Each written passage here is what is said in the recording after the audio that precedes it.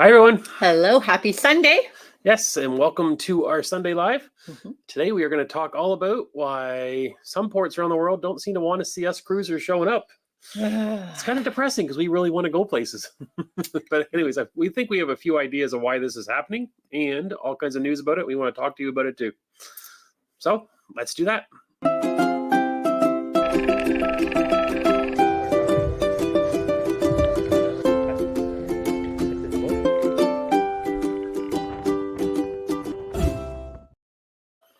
Well, hello again and welcome to our Sunday Live.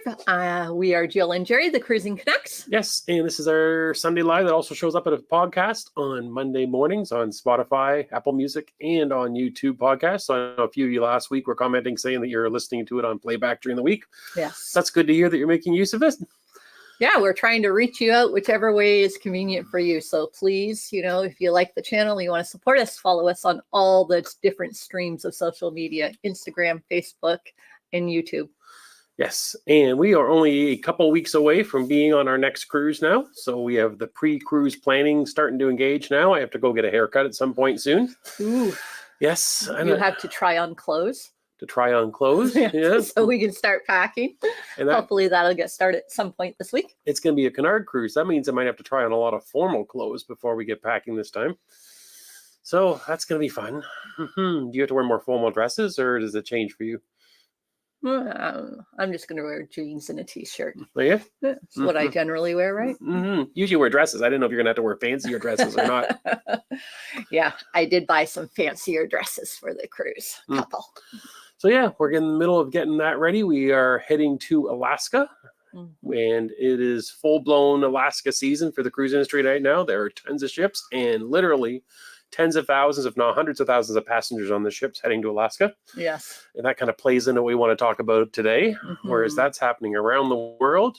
And in some ways, not a good way, and the response hasn't been good either. Yeah, it's starting to become a little bit of an issue for some towns, and we've sort of experienced it firsthand as to what that is like. We've been to some ports where we've been there with 4 or 5 ships, some of them being what people call the mega ships, and it's been so congested with tourists that you can't sort of enjoy the port. And so we understand why some residents in smaller communities would be having a hard time with that. So, but they live in England, so she had both bases covered. Go. Okay, let's jump back into some other stuff. What do you want to talk about first? Oh, I get to choose. Can I choose what we're going to talk about today? Well, let's do updates first. Oh, okay. I was getting excited. I thought I was gonna be able to put him on the hot spot for once instead of always him doing it to me. That was close. Yeah, she almost took control of the podcast. Yeah. Wouldn't want that to happen now, would we, ladies? Oh, where's the updates? Get them on the screen there. Okay. So, and congrats to Wanda.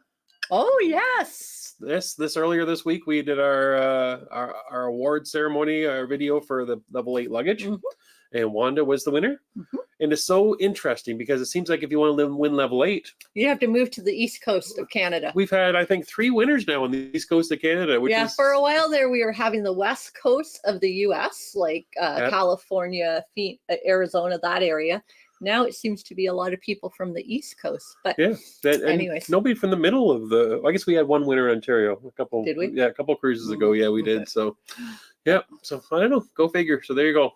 But anyways, congrats, Wanda. She was the winner of that. And we also had the Enchanted Princess ship tour came out just a couple days ago. Yes. And that's from when we were on it for 32 days, combining Europe, and then we did our group cruise on it. So those were 32 days. We had to film all kinds of stuff about the Enchanted Princess. And we always say we're not much of an expert on anything, but we're pretty close to an expert on the Enchanted Princess, I would say. We did a lot. Yeah, if you're going on the Enchanted Princess anytime soon, check that out. But don't forget to take a picture of yourself with Candy Girl. Candy Girl. We love it when people have showed. Brian and Athena posted a picture of Brian with Jerry's Candy Girl. So there you go. We've had a few others. And coming up this week, still working on some different content. We're going to be filming some more stuff this week to get some stuff ready before we go away. One thing we're working on is we did a little bit of a weekend getaway to Toronto, Ontario, Canada. And so we thought we'd film our 2 days in Toronto, what we did all around the city. So that's going to be coming out soon. We've been busy editing that. So that's coming up. And then next week's live is coming up. And what were we going to say about that? Oh, we have a special guest.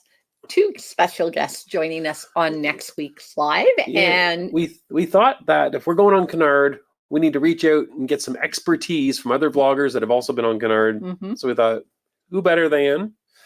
Who's coming? Paul and Carol will be joining us. Yes, from Paul and Carol at the Travel. They're going to join us next Sunday afternoon. They're going to be here talking with us all about Canard and our upcoming cruise. They're going to give us some advice, whether that's about what I should be wearing, what we should be eating, and how we should be talking, probably. I'm sure that'll come up. Probably how to put condiments on our scones, I think, because that seems to be quite the debate amongst the community out there. But yes, we're going to have them joining us live. And so if you have any questions about cruising Canard, they are definitely more the experts than we are. They've been on it quite a few times. And so we thought, well, we're going to pick their brains live with you guys joining in. And so we'll ask them our questions and you guys ask yours. And we're just going to have a lovely chat and catch up with them. Yes, it's always a hoot chatting with Paul and Carol, so I'm sure it'll be a good time. I'd be shocked if it just lasts an hour. We once did a video chat with them just to catch up, and I think we were on the phone for 4 or 5 hours. Yeah, just a private Zoom call between the 4 of us, and yeah, we just did we thought it was going to be 1 hour, and then all of a sudden we realized it was like midnight their time, and we better let them go to bed. Yeah, so that is next week's guest for our live. We'll do that. That'll be our last live before we head off to Alaska on Canard, or Cunard, I'm sure they'll tell me to say. Yes. Right. And the other thing we want to talk about Cunard too is this week we had something show up in our inbox that we didn't expect. Yeah, well, not really in our inbox. It's funny because we still have yet to receive an email, but what we noticed when we went into our booking was that our booking had changed, not with us doing anything. So we had been getting emails from them, probably for the last month or so, every week or so, asking us to bid on an upgrade. So we had booked a large interior room. Anyways, and we kept getting upgrades and we thought offers, and we debated it for a bit, but then we thought, well, we booked this extra special interior. It's not an average size interior. It's a more spacious one, and there's only a few of them on the ship. So we kind of want to stay with that room. Anyways, we went on this week to just look at things on our booking under our account, and we realized that our room number had changed. We were originally on deck 1, and all of a sudden we are on deck 4, and we no longer have the interior room, but we have been given an obstructed ocean view. Yes.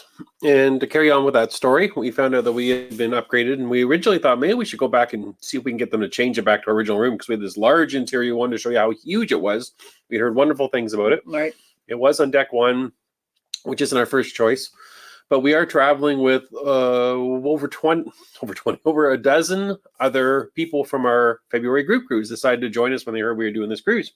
Well, not everybody's from the group cruise, but yeah, there's a couple. There's a few new people as well. The other patrons. Anyways, then we find out through communicating with them that okay, we've been upgraded to this room, and a bunch of them have been paying and getting upgrades as well. Yeah. That it turns out that one of the couples that had upgraded, we were given their old room. So we are now in Susan's room. It was the cabin that Susan booked. So there you go. So Susan graciously gave up her cabin for us. And I think she received an upgrade to a different category of a room, and now we have hers. So there you go. So I guess that means it's kind of funny. If Susan wants to come to the room, I guess she can come whenever she wants to. There you go. You think her key card will work for both rooms? I don't know. So we're excited about that. So we decided that we're going to keep the obstructed ocean view because it was given to us in a decent part of the ship. It is still kind of midship. It's a floor away from the deck that has a lot of the venues that are on it. So it's very well situated. It's still middle of the ship. So if there's any motion, we're going to be okay. So we thought it was worth it, especially since it was offered to us for nothing. So, so that was the news was, Paul and Carol coming next week, and we've been upgraded unexpectedly. That's right. So what is next? Oh, question comment of the week. Oh, okay. And Jim says, the Enchanted Princess looks a lot like the Sky Princess. Which one do you like better? Ooh. Great question. So yes, if you've watched our vlogs, you'll know that we were on the Sky Princess for 7 days. So it was actually our daughter's wedding cruise. That's the reason why we were on that ship. So I thought, oh, this ship's always going to be extra special to me because of that. But I have to say, I really love some of the upgrades or improvements that they did with the Enchanted. The first thing that comes to my mind is O'Malley's Pub. That is not on on the Sky. Love the O'Malley's Pub. Love the food. Love the entertainment. The whole vibe. Don't love the size. It's too small. But that's a great addition. And so that's one of the reasons why I think I prefer the Enchanted Princess. The other one is that the Good Spirits Bar, which we, sort of hung out at a lot with our group cruise, is so much larger than on the Sky Princess. When we were on the Sky Princess and we would want to meet our friends and family that was there for our daughter's wedding, if we went to the Good Spirits Bar, there wasn't enough seats for us. And that would be like 10 or 12 people trying to have drinks. It was always so full. So they've made that venue bigger because they put it down lower. And so for those are the two main reasons why I would say Enchanted. How about you? Yeah, no, I would agree. I think the Enchanted is definitely an upgrade from the Sky Princess for the exact same reasons that you said. Okay. So I agree with you. You always say we don't agree on stuff. There you go. Yeah. Full agreement on that one. Full agreement on that one. There you go. It also has Rudy's. They didn't have that on the Sky. I don't believe so. Did they no. either? So the Catch by Rudy, beautiful, lovely, delicious restaurant. Mm-hmm. Mm-hmm. It is trivia time. Oh no. Your favorite time of the show. Oh no. Let's see if you get this one. If you do, don't shout out the answer too soon. Give everybody a chance here. What ship was intentionally grounded in 1998 on a sandbar in the St. Martin Harbor to prevent it from sinking? You told me this one a while ago. Yeah, I was surprised. I watched a video on YouTube about this ship. I didn't even know about it. 1998. It would have sunk in the Caribbean. But because of the captain's action, he turned it around after coming out of the port of St. Martin, took it right into the harbor. If you've been to St. Martin, you know what we're talking about. There's a big beach there, a sandy beach next to he drove it straight in there to the beach and grounded the ship so it didn't sink and everybody on board was able to get off safely. I didn't even know about this story until just recently, but 1998, it was a cruise ship and it is a mainstream cruise line. So it's not like a obscure one that you wouldn't know. And he even told me the answer and I can't remember which one it is. So there you go. I guess it proves I only half listened to him too. I want to say. Can you guess the cruise line? I want to guess that it was Royal Caribbean. Am I right? Yeah. Oh, there you go. So I did half listen, but I have no clue the name of the ship. I think we've stumped everybody online. I don't see anybody. Nobody's saying anything. Anybody know? James and Kimmy Cat are saying Monarch of the Seas. And Harlan's saying that was the year before his first cruise. So we might as well give it to James and Kimmy Cat. They're in such a good mood because they booked the group cruise this week. So they are right. It was Monarch of the Seas. Yes, they win the special prize. Oh, there you go. What's the prize? Do you have a prize? I don't know. We're working on the prize. Oh, okay. For James and Kimmy Cat, we'll find you a prize. There you go. We'll have to give it to you on the group cruise. It was the Monarch of the Seas. It's quite an interesting. If you get a chance, you should go on YouTube and Google that, and you should watch the video because it's actually quite the interesting story how it all played out. So, yeah. So we always think of like the Titanic or Costa Concordia. We think of all these other ones that sank, but that was one that was in the Caribbean, close to home for us. There you go. If the Caribbean's close to home. Oh, Bruce and Tawny got it. Oh, there we go. Yeah. Took them a while to type in all the words. There might be a delay coming through. Oh, is there? Oh, yeah, there could be a delay because we've noticed that, and if this is the case, then we're not doing this. But we've noticed lately watching some YouTube videos that there's some very long commercials. Yeah, there's a few people even said it during this live. There's some long commercials that come up at different times, which means it would throw you off. From when we're talking and looking for answers. James and Kimmy says no prize for them. They Googled it really fast. Now they just got disqualified from the group cruise for the prize. What? Oh. Well, I thought it was pretty good that I remembered Royal Caribbean at least. Yeah, there you go. So there you go. I do listen to you. If you're worried about cruising Royal Caribbean, that's why. Don't be saying stuff like that. You're going to get hate mail. Hate mail. All those Royal Caribbeaners. What are they called? What's their loyalty program? Oh, Something Mariner? No. Oh shoot. I forget what it's called. Crown and Anchor? Yes. Crown and Anchors. They're going to be throwing crowns and anchors at us. Oh, there you go. Speaking of throwing stuff at people, Uh-huh. let's talk about what we came here to talk about today. Not a great news story. Not a great news story if you're a lover of cruises like we are. Yeah. And this was supposed to be a week of us talking about general news stories that came out during the week. Mm-hmm. And they're all kind of connected, at least in my brain, because we had multiple ports talking about trying to find ways to ban cruise ships or limit the number coming in. Mm-hmm. We also had the release of yet another mega ship in Utopia of the Seas. Mm-hmm. And to me, my brain was like, okay, this is all kind of connected. We should probably talk with everybody about all this stuff that's going on. Yeah. So, I mean, when Jerry and I first started cruising way back when, we sound really old when we say that, but the majority, like our first cruise had 1,600 people on it. And that was an average size ship at the time. But now with the mega ships, some of them are holding 6,000 to 7,000 people. And so what we're finding, and I'm sure this is what a lot of communities are finding when we've been at port with some of the mega ships, is that it's so much busier than if you have another 1,600 passenger ship beside you, because obviously there's more people on these mega ships. Yeah, and just before we get too far into talking about it, since if there is a bit of a lag with everybody being able to comment on what we're talking about, then we'll jump back and forth to the comments. So if you have anything to add to this or questions or comments yourself, we'll jump back and forth and get in there, knowing that there is a bit of a lag. So we'll jump around a little bit since it's all connected today. But yeah, so what kind of brought it out of the recent news was Juneau is voting on some kind of a ruling to determine if they can limit cruise ships. I think they're talking about almost like having a cruise-free day, whether that's a Saturday or something like that, where they can have one day where there's no tourists in town, or so no cruise passengers. That goes back to one of the comments earlier someone had made that you think Alaska is going to see limitations. They're already starting to see that. Juneau's making some noise about that. And we felt it last year when we were there. There were days when we were in port with 4 or 5 other ships, and you were shoulder to shoulder walking in these small little communities, and it was tight, and it was a lot. So it's totally understandable when you're going to small ports, small towns like Bar Harbor or Juneau or some of these other smaller communities, that there needs to be some sort of limit to the amount of people that they just even have space or facilities to provide for them.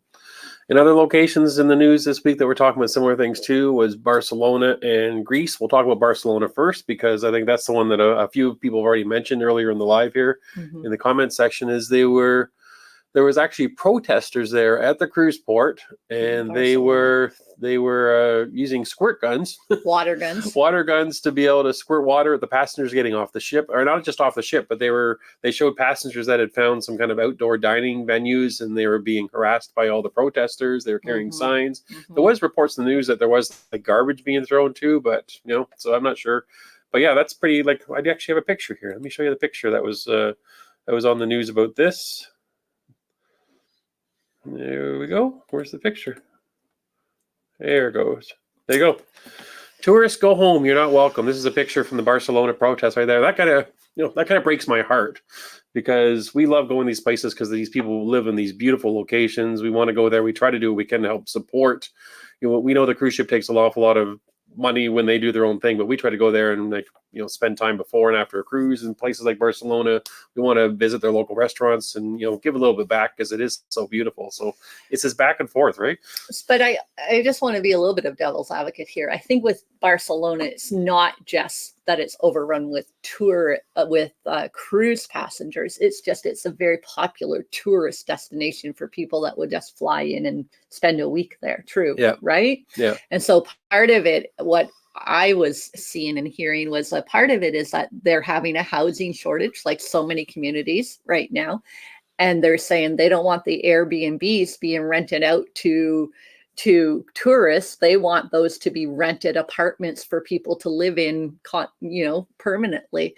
And so there is some validity to that argument. I understand if there's a housing shortage that they want that. And I mean, Barcelona has hundreds, if not thousands, of hotels. So you could see that would be a reason of frustration for a local person if you're trying to rent an apartment, you just can't.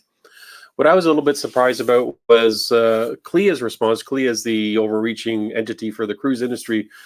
that there was some indications that that's fine. The cruise industry can push back and boycott Barcelona if they're not going to play fair, and that kind of really shocked me because there's definitely a problem. Barcelona's not the only spot talking about it, so if the cruise industry to be a little bit aggressive about it, kind of shocked me a little bit. And the other spot that kind of broke my heart to see is Greece is now saying that a lot of the Greek islands in Athens, they specifically mentioned was Santorini. Mykonos was also mentioned, as was Athens, that they're becoming way too over tourism is the phrase I keep coming across, and that they're talking about trying to find ways to limit cruise ships as well. So now we're talking about Alaska, we're talking about the Mediterranean, that those are two big spots. Last week we talked a little bit, we did mention that Amsterdam is now starting to do what they can to limit cruise passengers. We know that Bar Harbor has already done that. Is there other places? Key West has already done it. Key West has done it, that's right. Yeah, so, and I've also heard that Scotland, of all places, is also talking about it. I read that just yesterday, that Scotland is talking about not really limiting cruise ships so much as increasing the port fee to the cruise lines for the people coming in, for the passengers to have to pay. So they make more money off of having them there. So I guess there's an infrastructure overload when thousands of people show up at a time, that they're having to find a way to fund that when they're having to deal with that. So and just trying to, let me see. I'm going to go to the comments questions because I see some coming in now as people are catching up with the bit of a delay. And Kylie has a question. She says, is it a mega ship issue?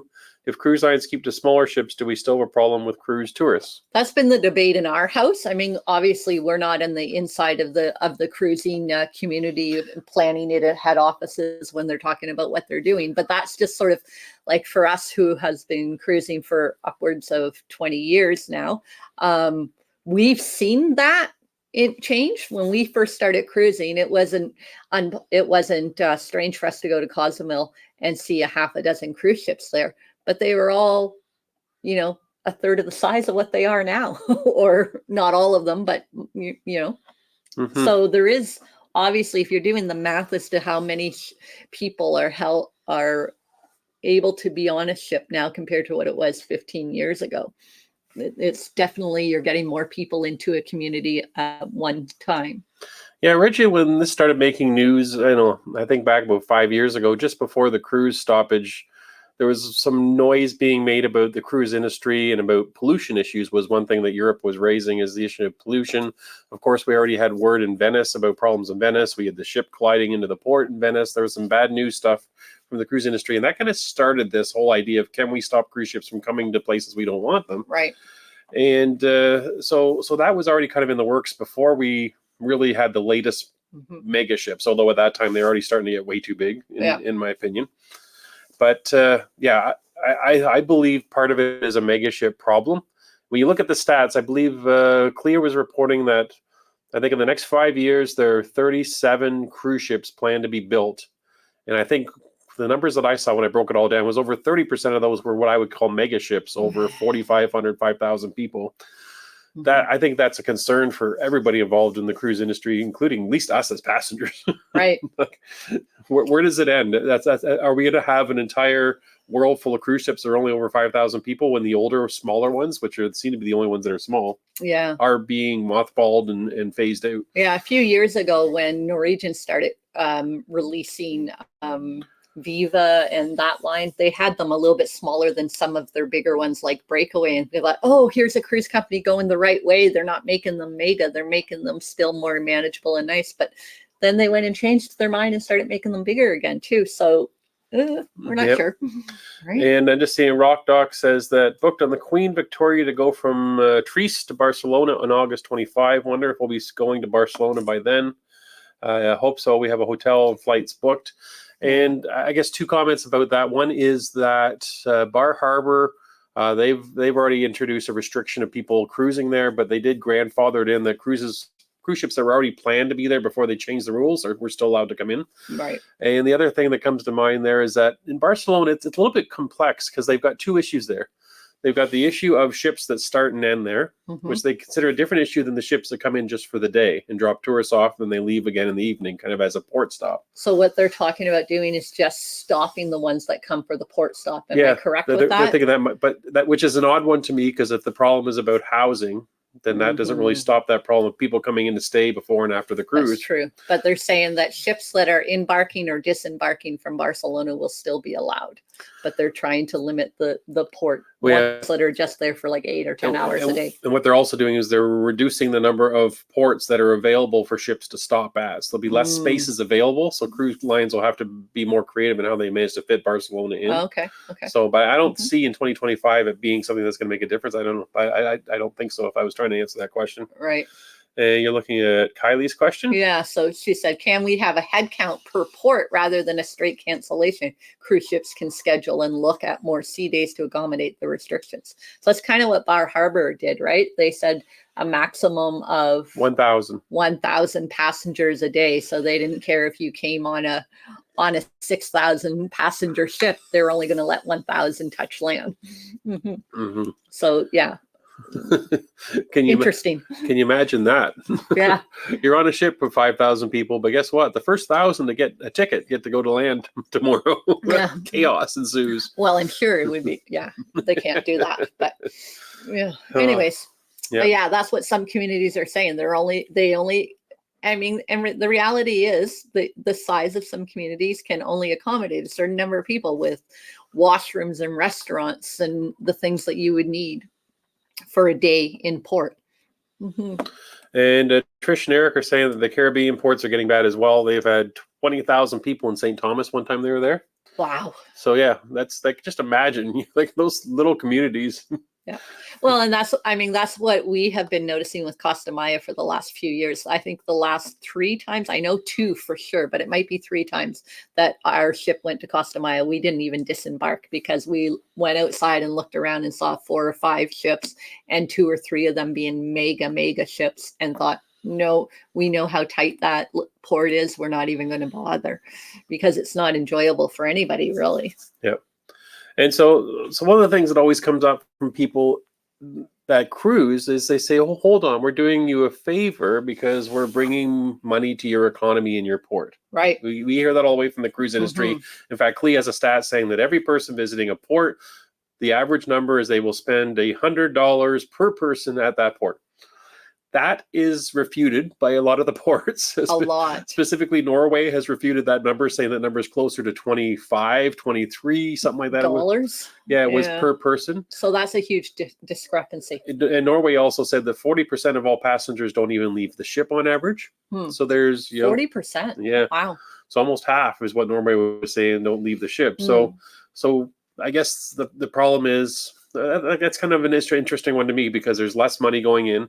And on top of that, the cruise industry, if you're going on cruise organized excursions, at least from what we've heard from sources, at least half of that money goes back to the cruise line. And I read one time up to 80%. So, I mean, that's why if we find somewhere that we think we can do it without booking through a cruise ship, it's safe or the time allows, we try to support and put our money directly into local people that are running tours or are at the port, and not back into the Carnival Corporation and that sort of thing. Yeah. So yeah, there is a piece that there's an economic boost, but at what point does the overcrowding become more of a hindrance than the money that's going to come in from the passengers? I guess that's the debate that's being had. For sure. And with the money that comes in, the community has to build the infrastructure to accommodate the people that are coming in. So, for sure. And I guess the next point was there's more mega ships are coming. Don't think that all this is causing the cruise industry to think, hey, maybe we need to change the plan. They're planning like almost half a decade ahead for the ships they're building, and they're making those decisions based on now. So even if they change their tune, it might be another 5 to 10 years before they think maybe we should build some smaller ones again. So that's a long ways, and that's a long time for all these cities to go through another 5 years of what, in fact, worse than what they're going through, because the cruise industry is growing as a business, and the number of mega ships are increasing. Interesting side note, though, I did come across a number that Mrs. Canuck was kind of shocked when I told her that when you figure of all the tourism in Europe, I believe it was in the Mediterranean, they said only 5% is from the cruise industry. So 95% of the tourists are not from cruise ships. But yet cruise ships seem to be the first ones that are attacked when we're talking about over tourism. So yeah, the 5% sort of shocked me when Jerry told me that, because I thought it would have been a much higher number, at least 5 times that. 25% minimum was what I was thinking, but no, only 5%. Yeah. So that was kind of shocking to me. So Bruce and Tony have a comment saying that they're kind of curious about what Holland America is going to do with their next ships. They only want to keep their ships for 30 years of service before they get rid of them. And yeah, and that's been our debate too, is we keep wondering, what does that, there's been what I would call an awkward pause between the Rotterdam and what's coming next.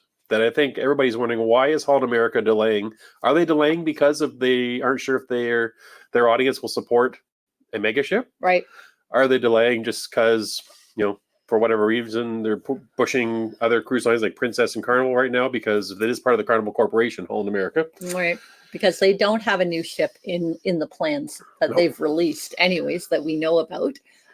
So yeah, it seems like there's been a bit of a pause with them building a new ship, but we are very interested to see as to what the size of their ship is, because we know like Princess has been going bigger, which with the Sun Princess is much larger than the Enchanted or the Sky. So it'll be interesting to see if Holland America follows that suit also. Yeah, one thing we're going to be watching very carefully in our cruises coming up this fall is we are doing the Emerald Princess and we are doing the Sun Princess. And Emerald isn't a small ship by any means, but still it's more the classic Princess that we've known for the last decade. So I'm curious to see if that transition to a bigger ship is going to make a difference in a bad way. In the experience? Yes, it'll be curious to see. So what Holland America is doing with some of their older ships is they're selling them to other cruise lines like Fred Olsen. Right. So we might have to start trying to get on Fred Olsen cruises, because they have the sister ship to the Volendam that we love. Yeah. And Bruce kind of alluded to the fact, though, there is kind of this shelf life for cruise ships, right? That eventually they're not going to be, financially feasible for them to upkeep them and keep the old ships going. Right. Plus, there's also this looming deadline that CLIA has that might be influencing this, is that their goal by 2050, I believe, is like emission free from cruise ships. True, yeah. Like zero net, I think it is, that what they're causing to, whether it's pollution or using energy in ports, all these things, they're trying to get that to neutral. Right. And so far, we've only seen the mega ships come out with LNG power. That's true. So is that what's causing the kind of pause here right now with Holland America, thinking if we're going to go and meet that 2050 deadline with our next ship, does it need to be a mega ship to use the LNG power? That's what we've seen so far from all the other cruise lines in Carnival Corporation. We're just guessing, guys. We don't know the inside scoop. Don't think that we're telling you anything. This is just our speculation. And this is actually, you're listening to what we usually talk about in our morning coffee as Jerry's reading whatever he's read on the news or seen or whatever. And we debate this back and forth because, we love cruising. So we love to debate all things about cruises. Yep. But yeah, is it not feasibly financially responsible to build a ship that only has 1,800 or 2,000 passengers with LNG power? Is that not feasible? We don't know. We're just throwing things out there at you. I know there are the smaller lines, more of the luxury lines. I believe Seabourn has ships planned. So that will meet that. That might be a little bit of research for us to send someone like our buddy Scott on to see what. I don't think he's on today, but to see whether or not he can see, are those ships going to be LNG or are they going to be more traditional power? I'm not sure how they're doing that, because if there is a chance that we can get cleaner ships and smaller ships, we get both things we want. So I guess the big question that popped up in my brain as we talked about this was, what can we do about it? As cruisers, are we just simply victims to it all?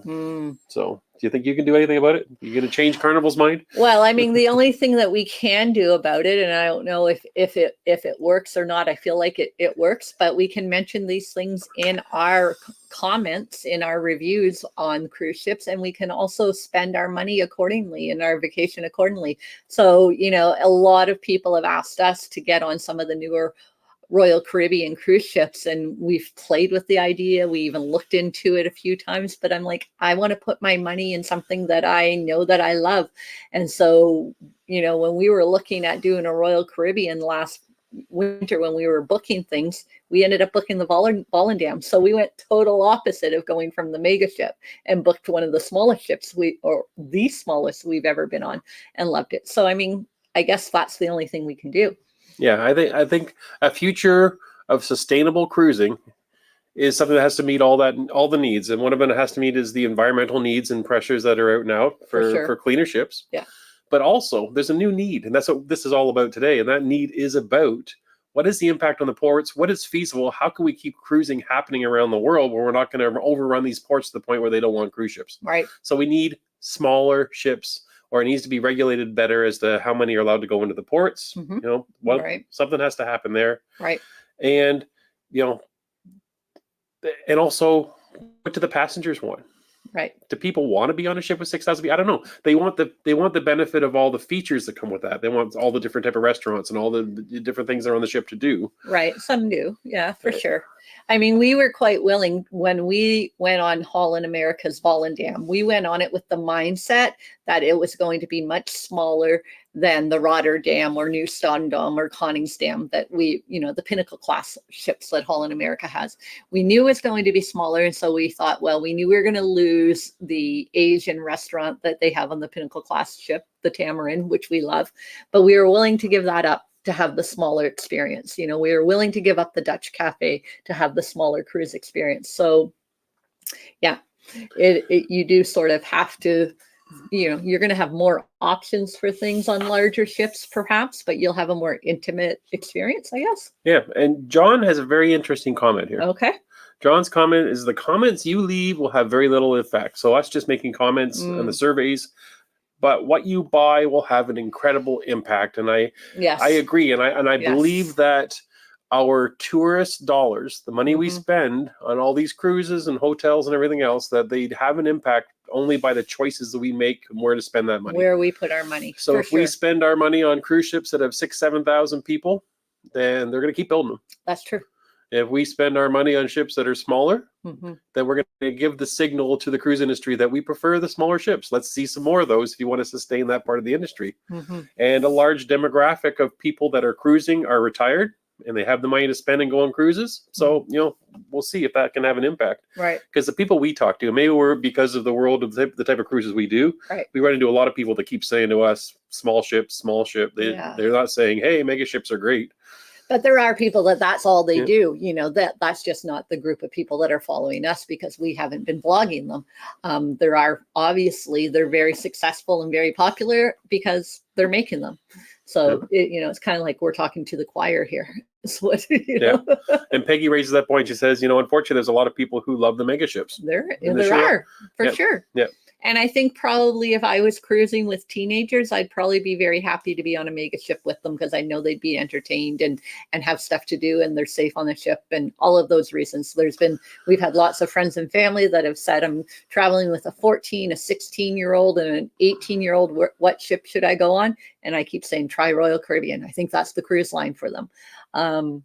But for us, we're not, that's not what's attracting us to cruising right now. But I think the problem is if you want to see the world and see exotic destinations or even just interesting destinations, then the mega ships are not going to provide that. We're into the smaller places. We're already seeing that the mega ships can't get into a lot of ports. We're already seeing that mega ships are now having to do itineraries that are like private island, Cozumel, another private island port that they've built with an island somewhere, and maybe back to their private island a second time. I've heard one of the new cruise ships is doing the same private island twice. So it's going to get to the point where the mega ships are only going to be welcome in the ports of those cruise lines have actually built themselves. And that's kind of a sad thing. And that's okay if that's what all you want is just to get on a floating hotel, basically, a floating resort. I mean, it's not just a hotel because it's got amusement parks and fine dining and all kinds of stuff like that. So it's more than just a hotel. But I mean, and sometimes you do. We have gone on some cruises where it's been to ports that we've been on to many, many times before, and we just needed a relaxation cruise and we barely got off the ship. So if that's what you're looking for, then maybe it doesn't matter to you. But if you're trying to explore this beautiful world, then we love the idea of getting to these new places that a smaller ship can bring us to. Yeah. And John says, as long as the icon of the seas is booked on every cruise, then the ships are just going to keep getting bigger. Yeah. And it's true. There's no shortage of people that want to cruise, and so all the ships are getting filled up, big and small. That's the reality. It's true. Whether that's a signal to the cruise line that bigger is working for them or not, but that is definitely a signal that we worry about for sure. And I just try to see if we got any other comments here. I'd rather have small ships anytime, is what Sherry's saying. That's kind of what we've been feeling for sure. And Kylie says, great point. Let's put our money where our mouths are. And it's true. We can't control what's going on in a lot of these tourist destinations, but by how we spend our money when we do travel, that kind of sends a signal. Right. It might be a slow signal that takes a while to be recognized, but it's really the only control we have. That's all the control we have. Yep. Unless everybody starts applying for jobs in the cruise industry and get on the inside and start making some changes for us. There you go. Or maybe we all need to start going to the shareholders meetings and talking about it there. We could probably do that too, right? There you go. The next future. Buy some shares in Carnival Corporation and make your voices heard, everybody. The next future of Holland America, right here. The next president, right there. Yeah. Oh no, it's a little past that for me, but I'm sure some people can make the changes. But we, it's frustrating to us because we do have a list of places that we want to visit. And when we hear about some of these places of being places that are wanting to push away cruise ships, it scares us to think, okay, now we're going to have to walk away from what we love to do, which is cruise, and start taking maybe land-based adventures as opposed to cruising, because we're still going to want to go to those places. We're just have to find a different way to get there, which is kind of sad because we love cruising and seeing multiple places. So instead of the cruising Canucks, we're going to be the I don't know, the choo-choo train Canucks. The train. We'll be having to take trains to places. The choo-choo Canucks. What do you think? Oh God! Yeah, we need to work on that name, guys. That was you. What have you done? The choo-choo Canucks. That sounds like a new group T-shirt. Anyways.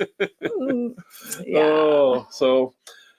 But don't miss next week, because Paul and Carol are going to be here. It's our last live before Cunard. We're excited to be getting on Cunard. And we're going to Alaska. One of the ports has 6 ships that we're going to. Juneau's going to have 6 ships. I think someone had said in the comments, I noticed on a group chat there, that there's going to be over 16,000 passengers in Juneau on that one day. Yeah, that's what started this whole topic of this week's live, was us doing that research and finding out how many ships were there with us. And then we started listening to the news that was coming out elsewhere and went, ooh.